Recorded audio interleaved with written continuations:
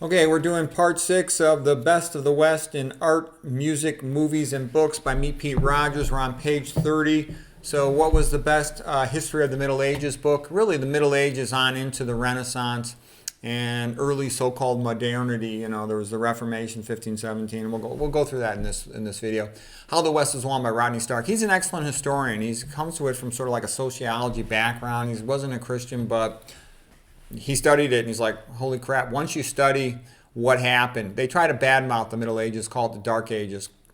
It was actually a time of rapid growth. Why do you think everything came from Europe? Because it was a time of rapid growth. If you were to document like what happened in history, it would be all these other countries, whatever you want to talk about, Egypt, India, whatever. It would be some brutal dictator telling everybody, do what I say or I'll kick your ass, and not allowing them to do anything. They make a couple inventions in China. The ruler steals them away or smashes them and destroys them. That's the history of almost every single country in the world.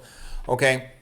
And the few exceptions are a couple places in the West where there was enough freedom, enough Christianity, enough inspiration that they invented all kinds of great things. They invented the stirrup for the horses. They did metallurgy, the horseshoe. Okay, they bred the horses to be bigger and stronger, the shoulder plow for the horses. And they dramatically increased crop yields and had a big population expansion. And then they figured out the early astronomy. They figured out the scientific method. All that stuff came from the West. Almost all the modern inventions you could think of came from the West. And even if China figured something out, the Chinese rulers would destroy it and then it would get developed in the West. And other places, I told you, like in the Muslim world, they outlawed the printing press for 300 years, from 1485 for 300 years. Anyways, this book goes through all that stuff. It's really good, How the West Was Won. It's available in audio CD and in paperback. It's a very good book. Okay, here's a very nice painting. The best family love painting, filial love. So basically, this poor old guy's paraplegic. He'd be dead if it wasn't the family taking care of him. And you can, ascertain from the painting that he took care of them when they were young and dependent on him. And so it's a beautiful painting. Okay, next painting is, this one's the best painting to show what divorce feels like for men. Oops, I didn't mean to move that. So basically, you see all the women and the kids and the music and all this sort of fun stuff moving away, and the old guy's by himself, kind of sad and dejected. It's called Lost Illusions by Charles Glayer. Hard to say. Okay. And so even though the wife's always manipulating, the man loves them and he wishes they were all together. After divorce, most men, they hardly ever see their kids. Okay, so here is another painting that reminds me of divorce. This one's called Farewell by Edmund Leighton. He's the great pre-Raphaelite Brotherhood disciple, so to speak, from the Belle Epoque, late 1800s. The pre-Raphaelite Brotherhood was a group of artists led by John Everett Millay, and then John Ruskin promoted them too. They were magnificent.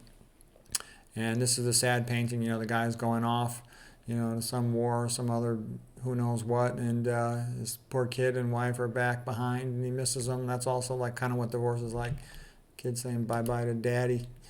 And women, there's all this single parent homes are ridiculous, okay? Women file for 80% of divorces, break up their families. Boys especially, but the daughters too. They need their father after they hit puberty. Mama's good for the babies, but after they hit puberty, they need the male role model, okay? Men have a much more objective, realistic view of life. Everybody likes women, so they're very spoiled and pampered. Nobody likes men. And because nobody likes a man, he knows that he has to get his act together. A lot of women, especially if she's pretty, she gets spoiled her whole life.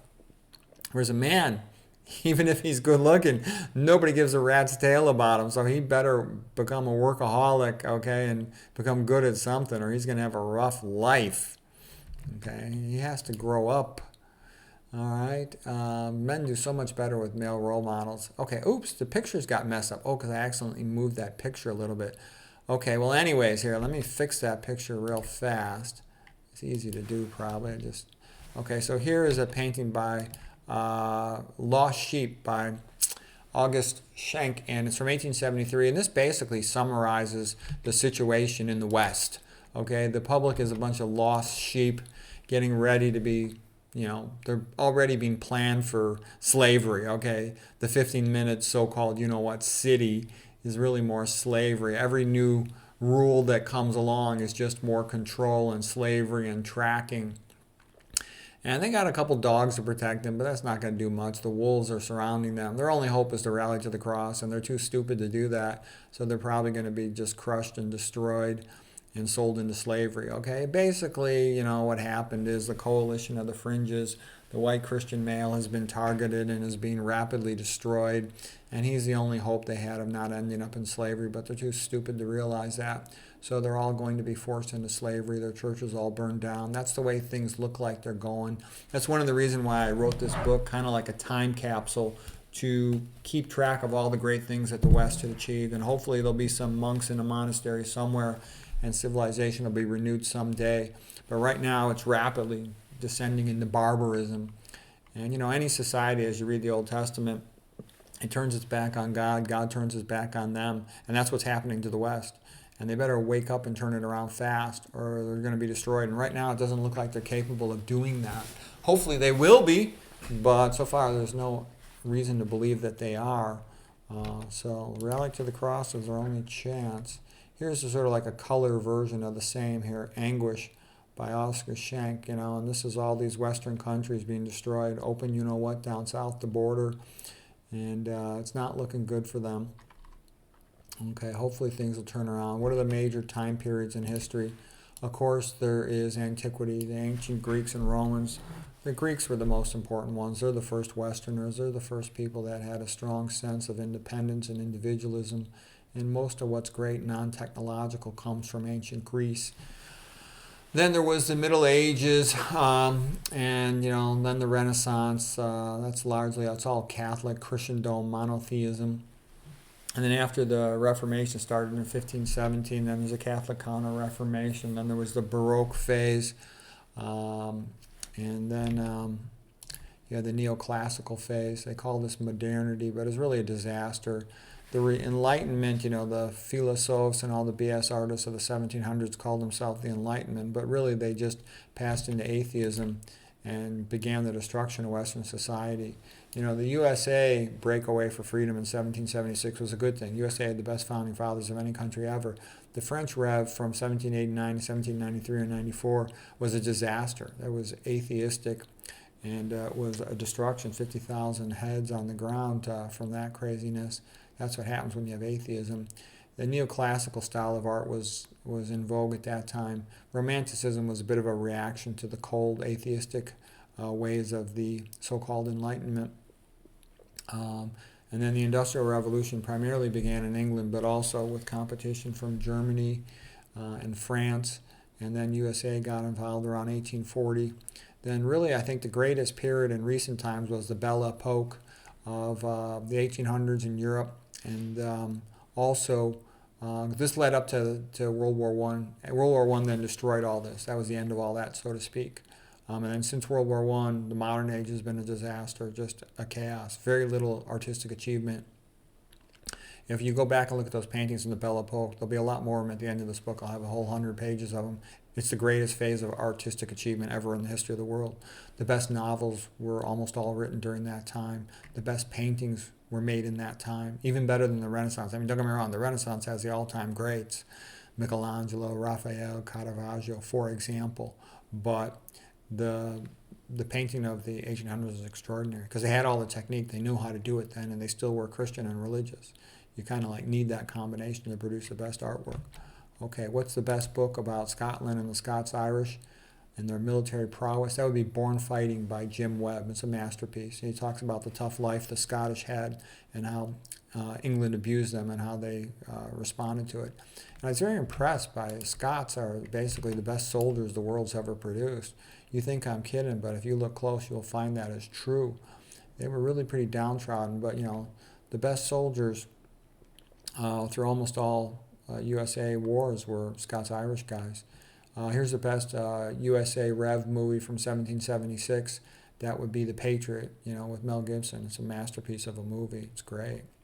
The best Civil War movie is, of course, Gone with the Wind. That's another masterpiece. Gone with the Wind is such a great movie, such a great book. You read that, you get the true story of what happened, okay? Lincoln just wanted to basically steal all their money. Later on, they came back retrospectively and said it was about slavery and about keeping the Union together. That's not true. And initially, it was all about tariffs and money. And that's why all the things happened that happened. Okay, it's really a masterpiece, and it's written by a lady, Margaret Mitchell. It won like 10 Academy Awards. Vivian Leigh was perfect. Clark Gable as Rhett Butler was perfect. Vivian Leigh was, of course, Scarlett O'Hara. It's a masterpiece. The movie and the book. The book is 51 audio CDs, so that'll entertain you for a long time in the car. I loved it, and most novels are written by men, so to hear it written by a woman, it was interesting to see that female perspective. And for me, the most memorable line in the whole book is when she talked about Scarlett O'Hara talking about men. She said, "Men are so gullible. All you have to do is give them a compliment, and they'll believe anything you say, and then you can get them to do anything." Yeah, manipulate them and then take their money. That's exactly what she did to some poor guy. A little bit like my wife did to me. Okay, what's the best World War One movie? Sergeant York. Sergeant York is another most decorated World War One USA soldier. Was a Scots-Irish guy. Okay. What's the best World War II movie? Patton. Okay, with George C. Scott. All-time classic. The big speech in front of the flag. Patton, Scots-Irish guy. The best guy USA had on the Western Front with Germany and whatnot. The best guy we had out in the Pacific was Douglas MacArthur, another Scots-Irish guy. Okay, what's the best book about Vietnam War? It's about Face by Hackworth, another Scots-Irish guy. Okay, you'd be amazed how much that comes up. Who's the most decorated soldier of the USA in World War II? Audie Murphy, another Scots-Irish guy. Okay, you'd be amazed how often that comes up. I couldn't believe it till I started reading it. Who are the best military presidents? There's G.W. and then there's Andrew Jackson, Scots-Irish guy. What's the best classical music oratorio for Christmas? Handel's Messiah. Handel's sort of like the Hercules of music, okay? The Germans had the best classical music composers. It's obvious. They had Bach, Beethoven, and Handel.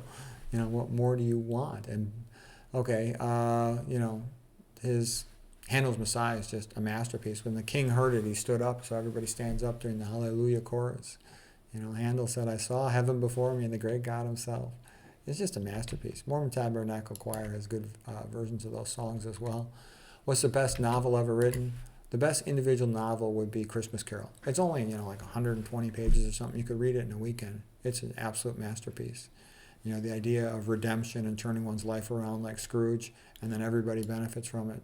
It's great. It's very joyful and uplifting and beautiful.